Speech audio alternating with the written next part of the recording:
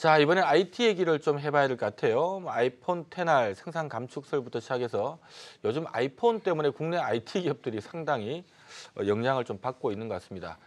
자, 매년 가을이면은 아이폰이 신제품이 나오는데요. 올해 가을에 나왔던 아이폰의 신제품이 좀 반응이 안 좋은 것 같아요. 사실 작년에 아이폰 10주년 기념으로 아이폰 10이 나왔습니다만은 자, 올해는 지금 아이폰 맥스 아이폰 하면 좀 크신 것도 하나 나왔고요. 또 아이폰 10s, 또 10R 해서 많이 나왔는데 어째 시장 분위기 자체가 뭐 작년보다 크게 바뀐 거 없는 것 같다라는 분위기인 것 같고요. 이게 좀 안 팔리는 것 같다는 얘기도 나오고 있고 뭐 그러다 보니까 월간 판매 대수 발표하는 것도 이제 앞으로 안 할 거다는 얘기부터 시작해서 아이폰에 대한 어떤 불안한 얘기들이 아이폰과 관계된 IT 소재 부품 업체들 주가를 좀 심하게 끌어내리고 있는 것 같습니다. 이거 도대체 어떻게 해석해야 되는지 또 이거는 오히려 좀 기회로 봐야 되는 거 아닌가라는 종목들도 분명히 있을 수도 있을 것 같은데요. 자, 박한필 대표님. 네. 이 IT가 요즘 굉장히 좀 힘들어요. 네. 어떻게 보고 계십니까? 오늘 제가 이제 오기 전에 잠깐 봤더니 그 중국의 스마트폰의 그 업체별 이제 글로벌 업체별 시장 점유율을 보니까 지금 뭐 상위권은 전부 다 중국 업체가 잡고 있고 삼성전자는 딱 1%더라고요. 그다음에 애플도 계속 줄고 있습니다.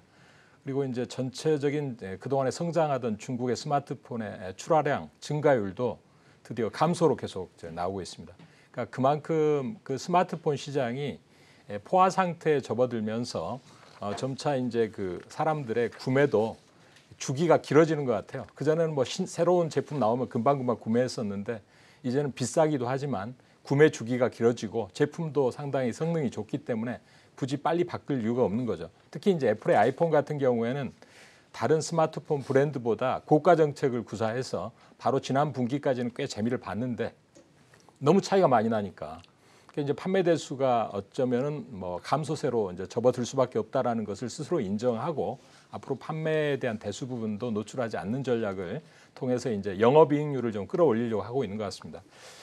저는 애플이 이러한 이제 어쩔 수 없는 스마트폰의 어떤 포화 상태에 즈음해서 삼성전자와 같이 프리미엄 제품을 만드는 회사들은 새로운 어떤 신제품 전략, 그러니까 뭐 폴더블 폰이라든가 또 내지는 뭐 인공지능을 장착한다든가 또 내지는 5세대 통신과 연결지어서 뭐 이렇게 작동할 수 있는 이런 쪽에 접근이 가능하다고 보는데 이 폴더블 폰에 대해서 이제 11월 8일 날 삼성전자가 가장 먼저 제품을 한번 공개하겠다고 그러니까 그때 한번 보면 되겠는데 그쪽 관련주라든가 인공지능 쪽에서 이제 국내에서 본다 그러면 뭐 네페스라든가 이런 종목군들이 바닥권에서 이제 이 좀 관련한 칩 쪽에서 한번 우리가 볼 수 있는 종목이고 그다음에 또 역시 이제 그 MLB 즉 이제 적층 PCB 쪽에서 이수페타시스 같은 종목이 5세대 통신과 관련해서 새롭게 또 부각이 되고 있습니다.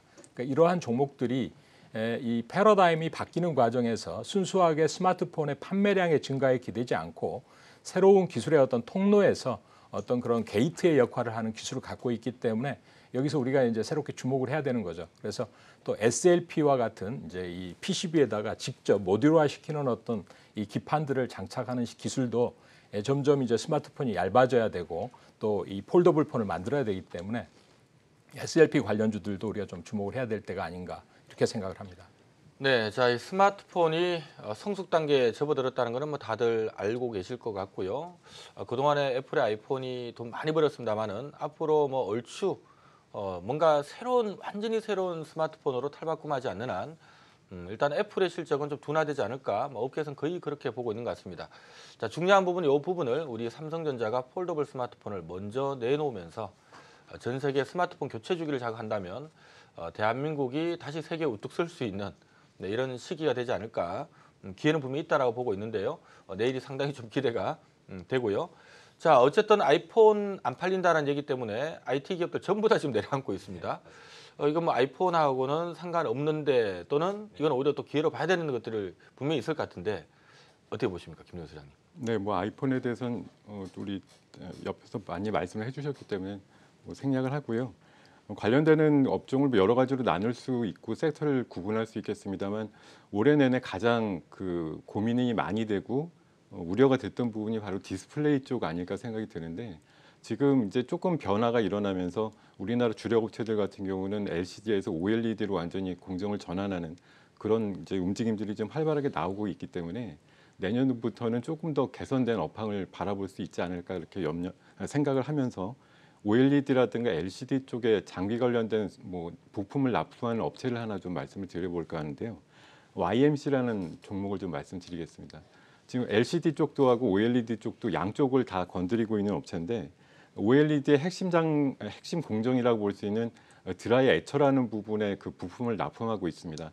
ESC라고 하는 부품을 납품하고 있는데 OLED 공정이 좀 확대가 되다 보니까 관련되는 부품 그 납품이 크게 좀 늘어나고 있고요.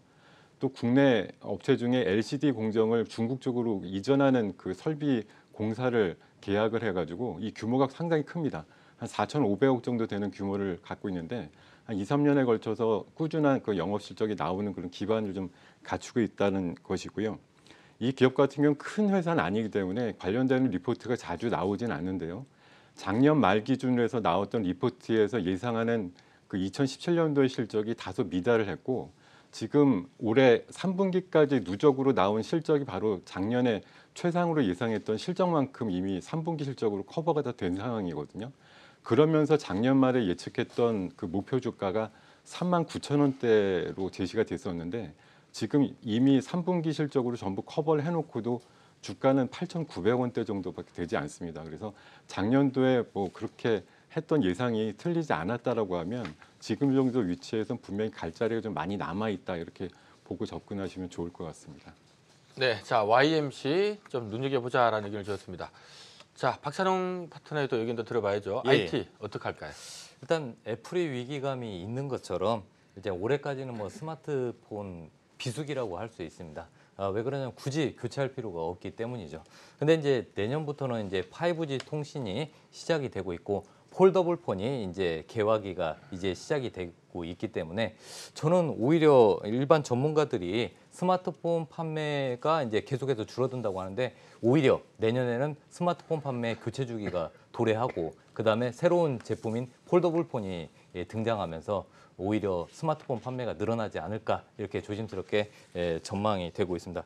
그래서 이제 저 같은 경우는 이제 개인적으로 봤을 때 이러한 현상에서 가장 수혜를 많이 받을 수 있는 업체들은 뭐 삼성전자 그리고 삼성전자의 자회사인 삼성 디스플레이 그리고 삼성전기 그리고 2차 전지 소형 2차 전지를 납품하고 있는 삼성 SDI 이런 업체들이 본격적으로 수혜가 예상이 된다고 생각을 하고 있고요. 특히 삼성전기를 또 한 번 말씀을 드리자면은 삼성전기는 지금 현재 공매도 공격으로 인해서 계속해서 지금 현재 하락 흐름을 보이고 있지만 예를 들어서 12만 원 가격대에서는 좀 하락이 멈추지 않을까 이렇게 조심스럽게 말씀을 드리고 싶고 삼성전기는 4분기 올해 4분기도 실적 성장이 이어지겠지만은 내년 상반기도 역시 실적 성장이 이어질 것으로 전망이 되고 있습니다. 그 이유는 폴더블 폰에 들어가는 고사양 MLCC 그리고 카메라 모듈을 이 삼성전기에서 다 납품을 하고 있습니다.